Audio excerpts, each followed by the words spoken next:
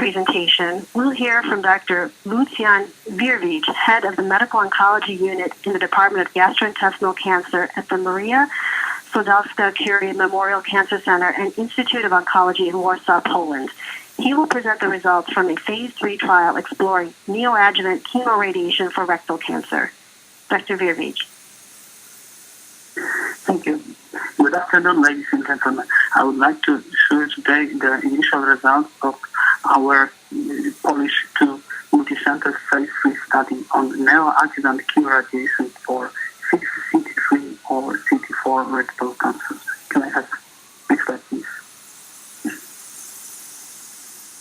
Chemoradiation is a standard of care in neoadjuvant treatment of rectal cancer patients when the resection margin is threatened, meaning that the tumor is defined as clinical T4 stage, which means that it's infiltrating the adjacent organs, or the tumor is so-called fixed clinical T3 stage tumor, which means that although in radiology assessment it is not infiltrating the adjacent organs, in the rectal examination the surgeon defines the tumor as of limited movability. Previously, 2 independent studies, so-called Polish 1 and Trans-Tasman study, have shown that chemoradiation lasting for 5.5 weeks is of equal efficacy to short-course radiotherapy lasting for 5 days. These studies were performed in clearly less resectable rectal cancers, meaning less advanced disease than one studied on this trial. Here we tested if combination of 5 days radiotherapy with 3 cycles of standard chemotherapy, which was given biweekly for 48 hours, is superior to the standard chemoradiation in patients with advanced disease, meaning CT4 or 6 CT3. Can I have the next slide? This is a big study performed in 39 centers throughout Poland. Of 541 patients recruited, 515 were eligible for analysis. Of these, 261 received the experimental therapy, which was 5 days of radiotherapy for pelvis and 3 cycles of chemotherapy. And 254 patients received standard chemoradiation with 5-fluorouracil and additional oxaliplatin. After reports on no advantage of added oxaliplatin to chemoradiation, which were presented in 2012, the protocol was amended and oxaliplatin could be omitted by the decision of sites in both arms. Until the end of the study, nearly 70% of patients received oxaliplatin along with 5-fluorouracil in both arms. The study overview is shown on the lower panel, where you can see that in chemoradiation, more or less similar agents are used during radiotherapy, and in both arms treatment lasts for the same time before surgery, meaning that surgery is performed at the standard moment of 12 weeks from the start of radiotherapy. Can we have the next slide? Coming to the results, the primary endpoint, which is radical resection of rectal tumor, was similar. It was 77% for the experimental arm, meaning short course radiotherapy with 3 cycles of chemotherapy, versus 71% for chemoradiation.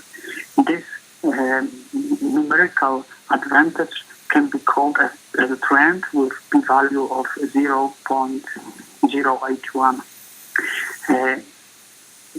Additionally, overall acute toxicities were lower in experimental arm with 75% of patients reporting any degree of toxicity versus 83%.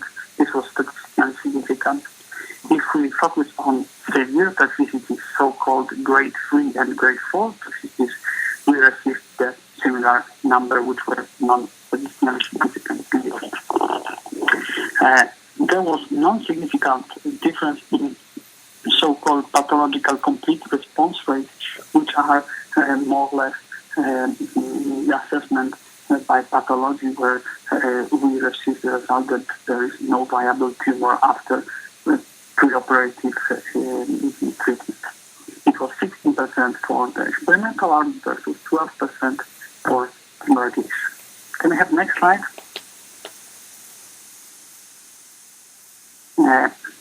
Here we can see the set of the Kaplan-Meier curves for overall and disease-free survival.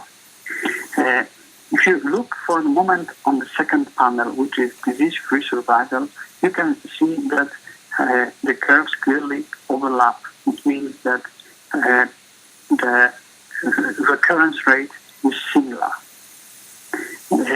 But if you look at the first panel, which is overall survival, you can see that curves separate at more or less 2 years from the start of the treatment and reach the so-called plateau afterwards. And the causative of that is not clear for us, but you need to remember that this is an early report.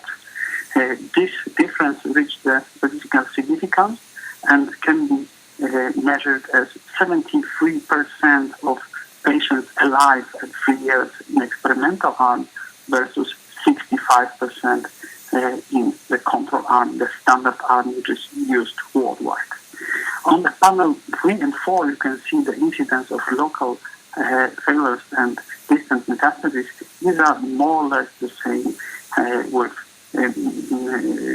small difference in topology of the curves, but this does not reach the statistical significance. Can I have the next slide, please? So, coming to the conclusion. Despite the fact that the trial was negative, meaning that it has not shown the superiority in radical resection rate between two arms, we show for the first time the alternative for the standard chemoradiation lasting for 5.5 weeks. And this alternative is 5 days of radiotherapy with 3 cycles of chemotherapy. And this new kind of treatment seems to be well tolerated with lower acute toxicities. This is an early observation after median 55 months of follow-up, but we report a survival benefit at 3 years, which is 80% of absolute benefit, which warrants that similar approach should be investigated further, or simply we need to wait longer and look for the factors which are contributing to this overall survival benefit. Thank you. Thank you, Dr. Wyrwicz. This study demonstrates that short-course radiation followed by chemotherapy can achieve a reduction in tumor as seen in a pathologic complete response of 16%, which is equal to that of chemoradiation. The short-course radiation followed by chemotherapy had less acute toxicity than the chemoradiation.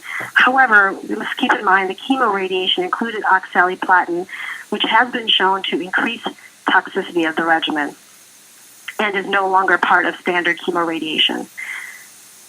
2 previous comparisons of short-course versus long-course radiation for rectal cancer found no significant difference in the later toxicities, but one study of short-course versus long-course found a small increase in local recurrence of short-course radiation, particularly for distal rectal cancers.